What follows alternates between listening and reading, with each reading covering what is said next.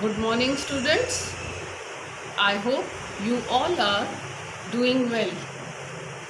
In the previous class, we discussed the first chapter, the beginning of the modern world. Children, till where did we discuss? We discussed till the modern world in Europe. So, let's have a quick recall to see that what were the topics we discussed in the previous class. इसको ले आओ. The topics we discussed were periodization of the history. History is classified into three periods: ancient, medieval, and modern. The next topic is a period of transition, which means a process of changing of period. Modern age in India began in mid of 18th century. Next was source materials, which is of two types: primary sources and secondary sources. Primary sources of the modern period has been preserved in archives and museums. Secondary sources included books, reviews, reports, and articles. The last point we discussed was modern period in Europe. Modern period in Europe started in the 15th century and many changes took place.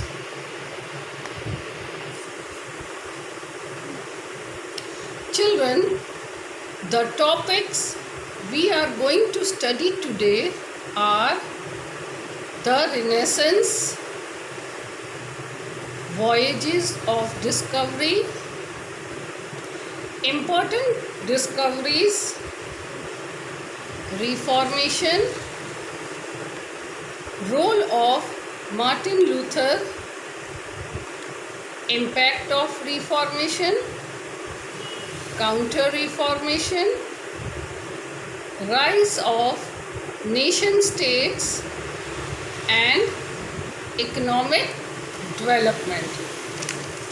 Now, we will discuss all the points in detail, and the first point is the Renaissance. In the 3 centuries between 1300 and 1600, a great movement of change and discovery spread across Europe that changed the people's lives and their way of thinking. This movement represented a new spirit in every field of life, and this is referred to as the Renaissance.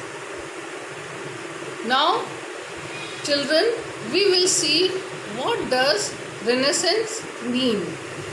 So, the Renaissance is a French word which means rebirth or revival. The Renaissance ushered, that is, entered revolutionary changes in Europe. There was a transition, which means change from medieval period to modern period in Europe. There was expansion of trade, the voyages of discovery by Italian merchants, their interactions with various societies, and their wealth and prosperity were all important factors that contributed to the beginning of the Renaissance.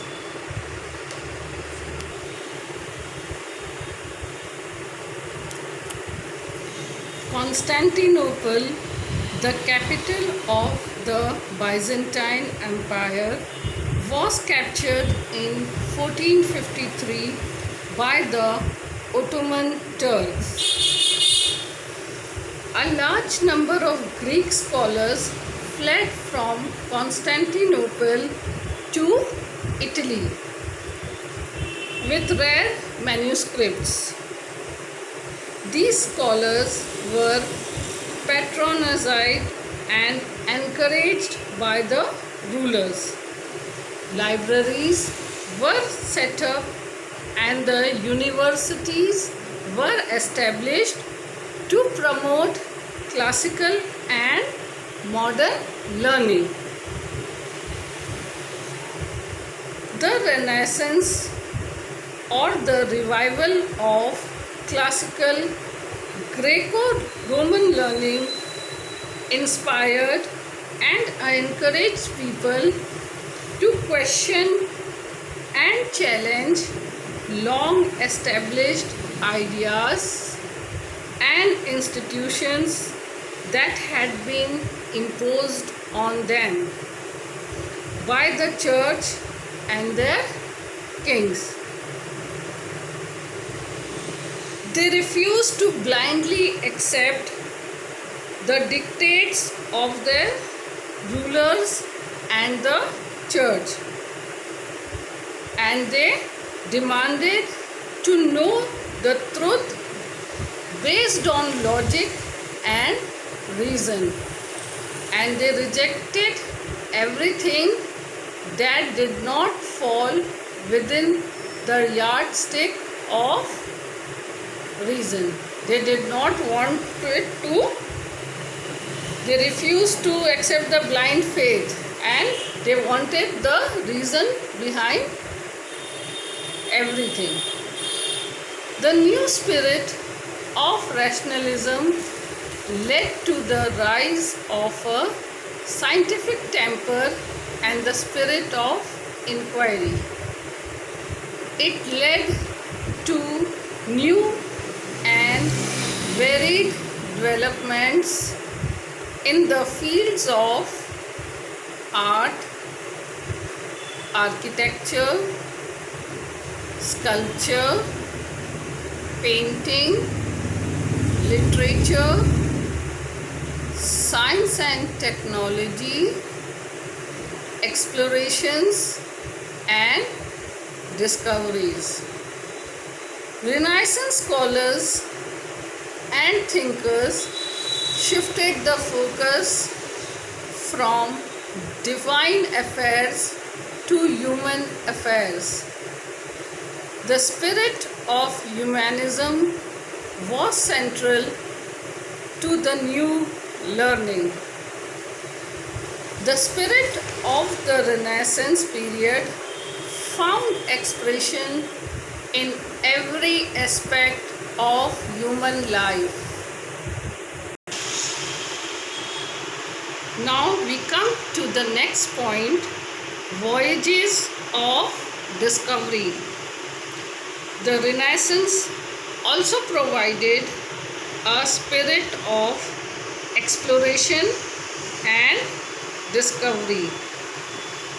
In the mid of 15th century, the Ottoman Turks captured Asia Minor and cut off direct land links between Asia and Europe, and imposed heavy taxes on goods passing through their lands.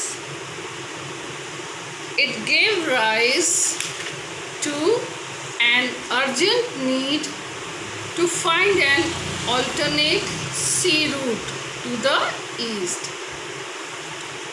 Great voyages of explorations were undertaken, leading to great discoveries of new routes and new lands. Children, now we will study about the important discoveries. In the 15th century, a Portuguese prince, Henry the Navigator, sent out several expeditions to explore the west coast of Africa. Children, here the meaning of expedition is a journey by a group of people. Then the next discovery was in 1488, an expedition led by Bartholomew Diaz reached the southern tip of the African continent. This later came to be known as the Cape of Good Hope because the prospects of finding India seemed bright. Then in 1497, another Portuguese explorer, Vasco da Gama, followed the same route and sailed around the Cape of Good Hope and discovered the sea route to India, which later became an important trade route for other foreign powers to reach India. Then in 1942, Christopher Columbus, an Indian sailor, Christopher Columbus, an Italian sailor, sailed westwards from Europe.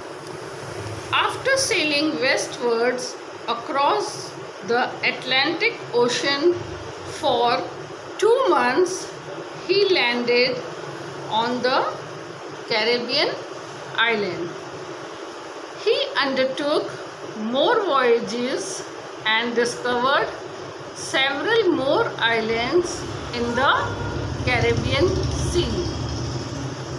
Actually, he had discovered America, a new continent.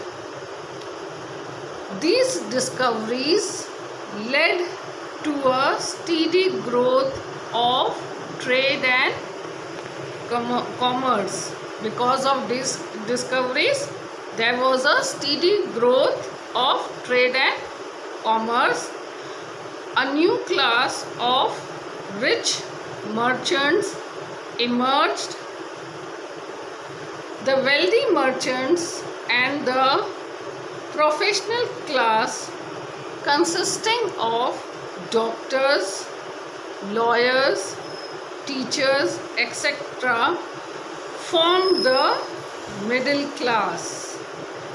These discoveries also enriched people's knowledge of world geography.